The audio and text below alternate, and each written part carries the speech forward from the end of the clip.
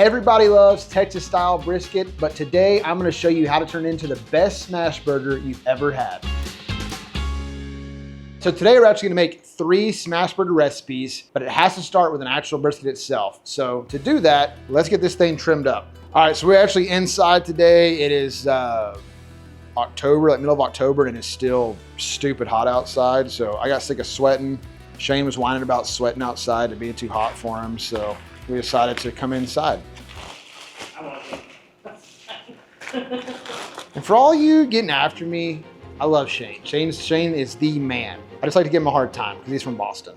All right, so this is actually a prime brisket. This is what we use here at the restaurant. This comes from McLaren Farms. It's a great product for us. I really enjoy it thoroughly because for burgers, it kind of already has that 70-30 fat to meat ratio like most prime products do.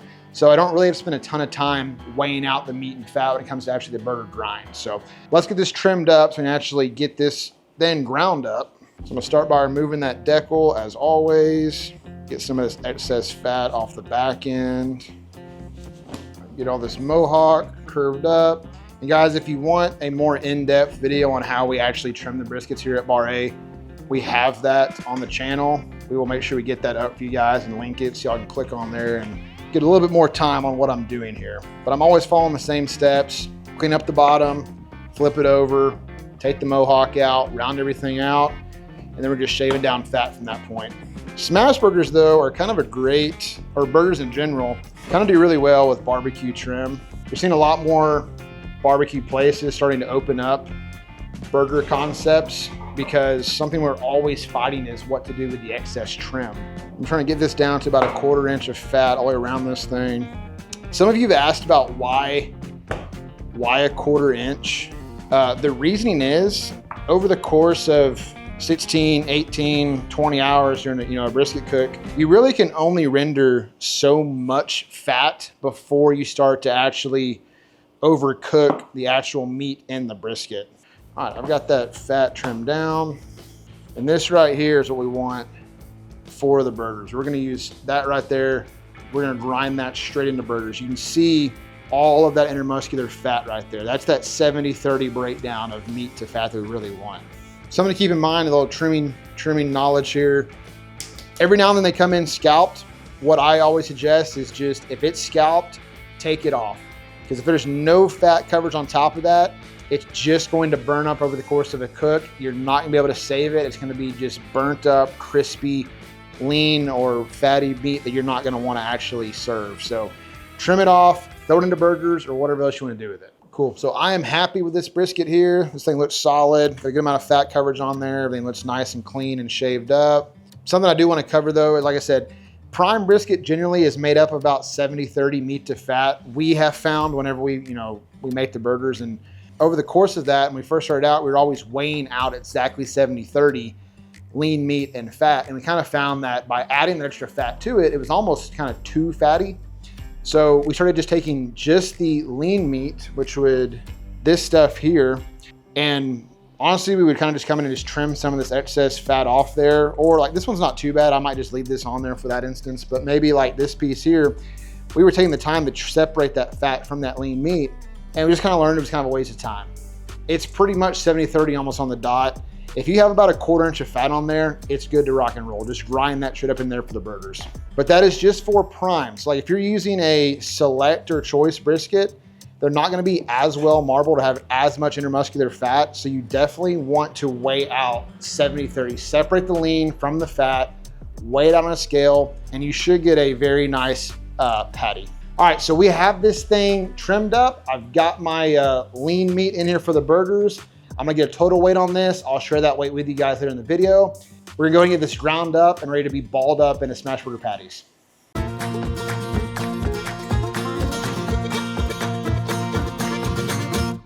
All right, guys, we are in the kitchen now. I've got the almost 2.5 pounds of brisket ready to be ground up. I've got a 32mm die on this grinder today. I'm only gonna do 1 pass. I don't think smash burgers need 2 passes. I think if you're doing a like 1/2 pound or 3/4 pound smoked burger, then you definitely want to do the double grind to get the fat stuff kind of intermixed better. But for a smash, we want this kind of a loose ball so that when we do smash it down, we get a nice Maillard reaction. It's just really pretty and beautiful. So let's get it ground up.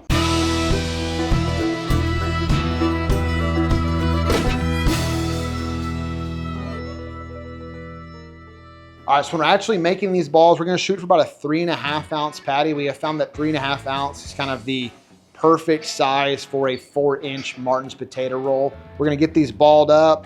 I don't want to like make it super tight and compact with this ball. I want it more of just like a nice, loose 3.5 ounce patty. So it's real similar to a meatball, guys. If you're kind of looking for more of a kind of airy, grainy texture versus a dense, thick, meatloafy texture, I guess is the best way I can kind of describe it. So I'm gonna make as many 3.5 ounce patties as I can.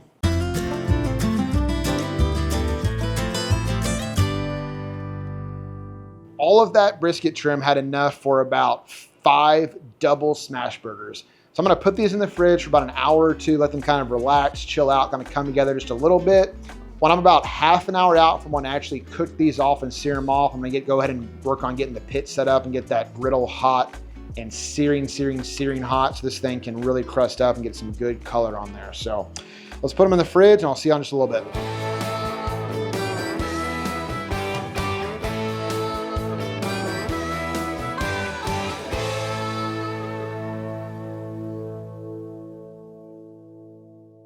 All right, so the burgers, they're about 30-40 minutes from being ready to get smashed up. So I'm gonna go ahead and get this griddle fired up. Now, I'm cooking it on the live fire table we have here. I've got a griddle plate ready to get warmed up. I just put about 2 shovels full of coals in there from the rotisserie from an earlier cook. I'm putting 4 really dry logs on there. I'm gonna let those catch and get super hot. I want this griddle top just screaming hot. That's what gets a super good crust. You can only use a flat surface. You can't use an actual grill. It'd be kind of hard to smash it down and if we go through the grates. So don't do that. Blackstones are great for this. Griddle tops, cast iron on the skillet or stove top as well works really well, as well as just a flat out non-stick skillet or anything like that. So anything flat, this is gonna be smoky and hot and we're ready to go.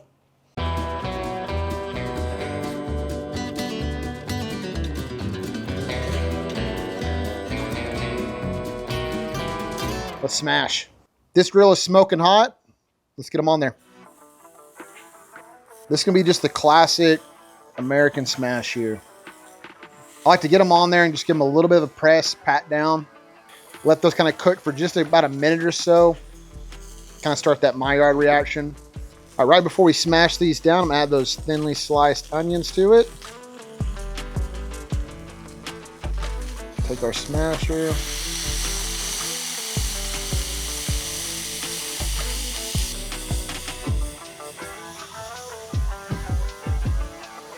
All right, now the key with smash burgers, guys, is let these cook like 80-85% on one side. We want to get super crusty and lacy edges.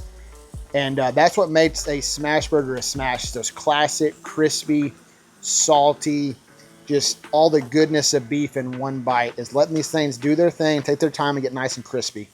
All right, so once we start to see that kind of browning on the edges like that thinning kind of starts to spider web on us, that's when we know we're pretty much ready to flip this thing over. So we're gonna go ahead and peel these off, flip them over, let them cook, add our cheese, and keep rocking and rolling.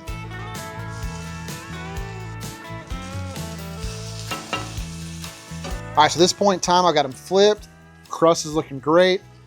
Hit them with a little bit of salt, and then we get our cheese added to it. I'm gonna go ahead and get the bun toasting too while I grab that cheese. Now, what really makes the classic smash is the most processed fake cheese you can possibly find. Why? It just tastes better, that's why.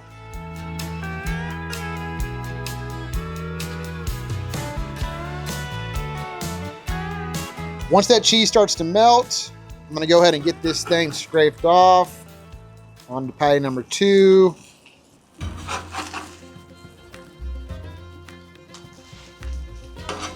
And that right there is the classic American smash. All right, let's get these mushrooms softened up a little bit beforehand. I've got this griddle top seasoned up, put a good amount of beef tallow on there.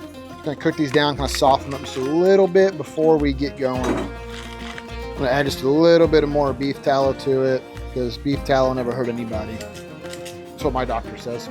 So the only real difference between this mushroom Swiss and the classic is that we're not gonna add the onions to this burger right away. We're going to actually sear it off, get all the lacy edges, flip it, cheese it, and then add the mushrooms to that before we put that top bun back on there to assemble this burger. These are just about there, so I'm gonna go ahead and get these pulled off. Set those aside.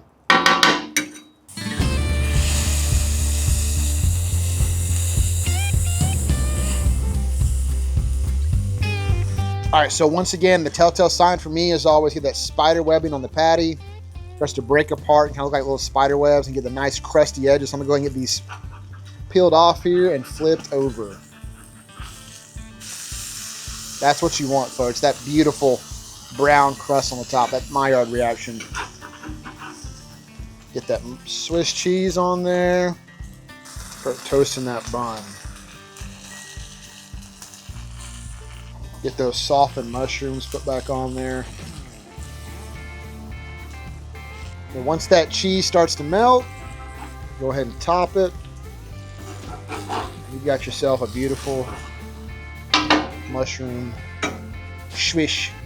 All right, burg number 3, the chili cheese. All right, so this burger's gonna be a little bit different in the process. We are actually not going to cheese this one on the griddle. We're gonna go ahead and get our Texas chili and American cheese and do those last step on this one. Wait about 45 seconds to a minute, then go ahead and get it smashed up. Again, this is a smash burger, not a traditional griddle top burger.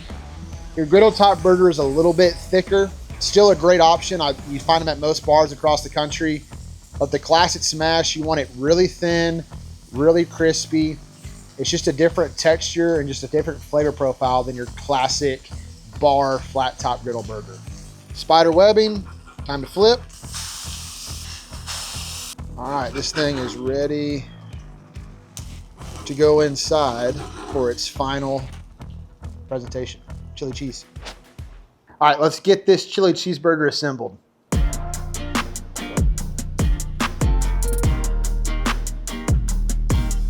If you want this chili recipe, guys, we have this on our Patreon. Make sure you head over there, subscribe. It helps out the channel greatly. Helps out the restaurant greatly. That right there is the chili cheese burger. All right, guys, we have turned these into some of the best looking smash burgers I have seen in quite a while. It's time to taste these things up, but it is Monday today and we are closed, well, to the public. But we're still here working at Bar-A. So I'm gonna go ahead and bring in my main guy, Sergio. Sergio, come on, buddy. You've been working your tail off all day long.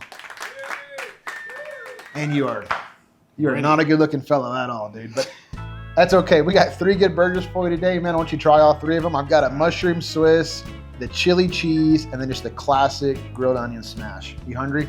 Yeah. You've been busting it today, dude. You did a killer job. Let's cut them in half. I want to take a bite too, okay?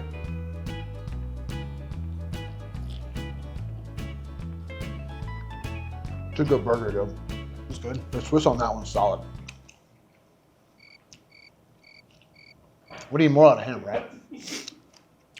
What do you want me to say? Anything with some fucking enthusiasm.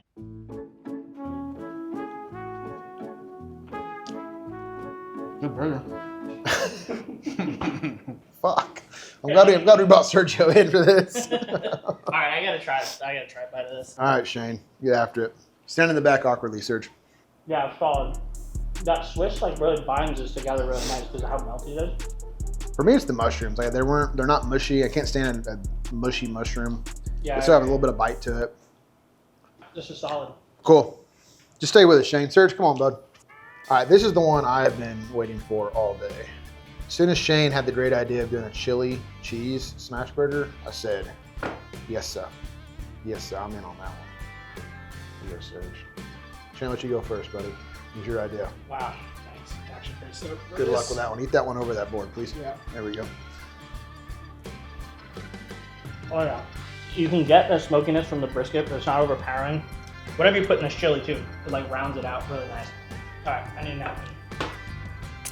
Anything, Miyagi?